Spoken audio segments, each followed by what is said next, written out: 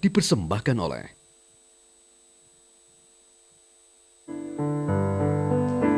Pemirsa, Anda kembali di Spesial Dialog. Kita masih membicarakan seputar investasi untuk meningkatkan ketahanan pangan di sektor daging sapi. Pak Iwan dan juga Pak Teguh, ini kalau kita berbicara mengenai kedaulatan pangan, itu kan salah satu dari 9 cita-cita yang harus diwujudkan dalam pemerintahan Jokowi JK. Dari kacamatanya Pak Iwan terlebih dahulu, apa sih yang harus dilakukan first thing first untuk kemudian ini bisa tercapai? Kita Karena sepertinya menunggu mengulang-ulang hal yang sama. Bicara kedaulatan itu bicara sesuatu yang luar biasa ya. Tapi kita harus ingat, waktu saya bertanya pada Presiden Jokowi pada saat beliau kampanye, jawaban beliau bagus. Harus dimulai dari ketahanan pangan dan tidak cukup ketahanan pangan baru masuk kedaulatan pangan. Nah, kita harus milih. Kita punya 5 komoditas strategis: beras, gula, kemudian jagung, kedelai, dan terakhir daging. 5 komoditas ini mau ditempatkan sebagai komoditas strategis menjadi acuan pemerintah. Nah, kalau 5 ini menjadi patokan pemerintah, kita diajak bicara pengusaha. Kita kumpul sama-sama, kita bangun ini yang benar dudukannya.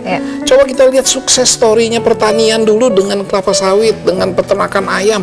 Sekarang sukses. Padahal gitu. Menjanjikan begitu. Dan itu menjanjikan gitu. Makanya kita dengan BKPM itu ada namanya program partnership di mana kita mencoba menerobos melalui investasi pembibitan sapi di kebun sawit. Sudah berjalan itu, Pak? Nah, ini lagi dicoba. Nah, pemerintah melalui Departemen Pertanian sudah melakukan keputusan mencoba mengajak pengusaha masuk di pembibitan ini. Nah, pembibitan ini mulai dipikirkanlah insentif apa yang harus diberikan untuk pembibitan. Nah, ini soal insentif menarik maupun pengusaha. Soal insentif menarik, Pak Teguh. Insentif seberapa banyak? Bagaimana seharusnya idealnya?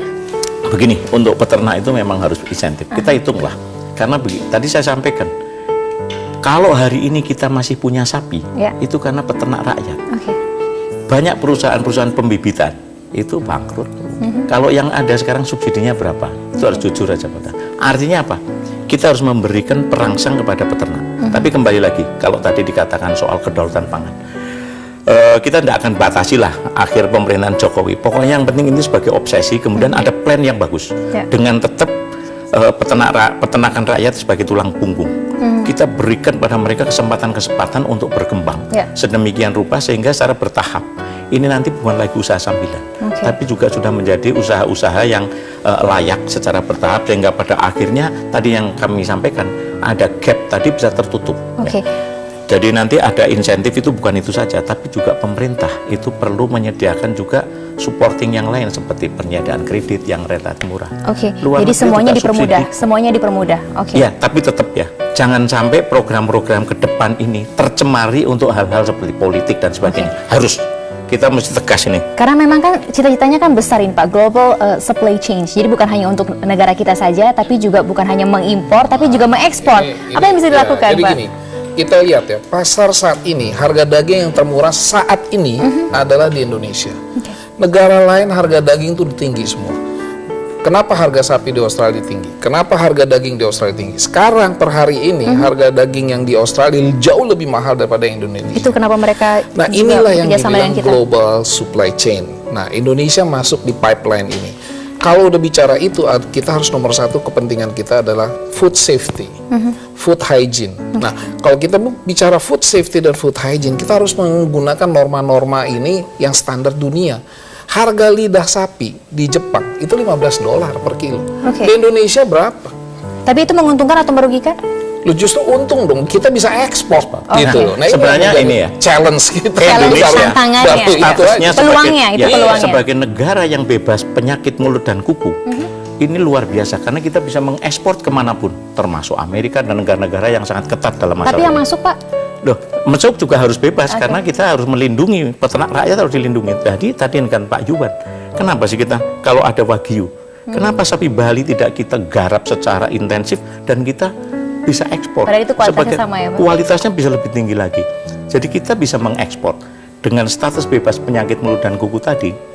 Ya, inilah yang tadi saya katakan bahwa kita bermodalkan 12,5 juta tadi dan kita tentunya bisa masukkan bibit untuk mempercepat. Tapi bahwa peluang-peluang ini besar. kita hanya membutuhkan adanya investor bekerja sama dengan peternak rakyat. Yang penting bagi kami, jangan sampai ada investasi tidak dikerjasamakan atau dengan tanpa memberdayakan peternak rakyat. Ini kalau masyarakat sendiri bergerak sebetulnya bisa tidak sih Pak? Atau harus menunggu pemerintah? Ya, kalau dikatakan bahwa pemerintah tadi Pak Teguh mengatakan saya sudah duduk berpuluh-puluh tahun. Untuk apa pemerintah ada kalau tidak mau? Itu tugas dia untuk memberdayakan kok, supaya mereka berdaya, berhasil guna dalam usahanya. Ini kan ada paham, Indonesia itu mengandung paham yang tadinya country base berubah menjadi zona base. Undang-undangnya mengatakan begitu. Tapi di dalam undang-undang secara teknis itu mempersulit kembali sehingga investor nggak ada yang mau masuk. Sehingga nunggu aja sampai kapan pemerintah ini bisa membuka, benar-benar membuka dalam artian kita bisa kompetitif.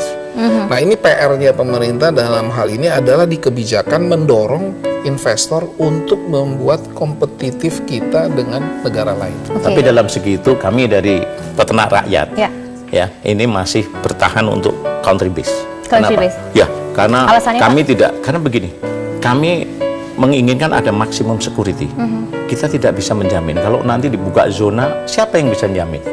Orang penyelundupan aja dengan bebas kok, apalagi diberi kesempatan. Kita lebih baik mengamankan dari 12,5 juta tadi, karena satu, ini menyangkut 5 juta peternak. Baik. Baik, tapi ini juga waktu yang membatasi kita. Tapi harapannya semoga ini bisa tercapai cita-cita besar. Peluang investasinya sangat besar. Baik, Pak Teguh terima kasih banyak.